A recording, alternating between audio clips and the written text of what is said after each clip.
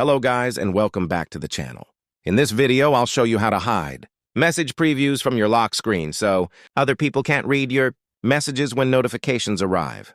This is a great privacy feature, especially if you receive personal or important messages and don't want them visible on your lock screen. Without wasting any more time, let's get started. First, open the Settings app on your phone. After that, scroll down until you find Apps and tap on it. Now look for WhatsApp.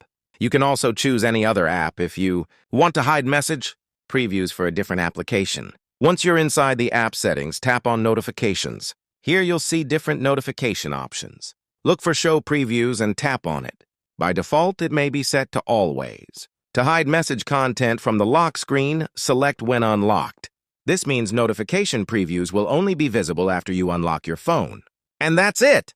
Your message content will no longer appear on the lock screen, helping you keep your conversations private.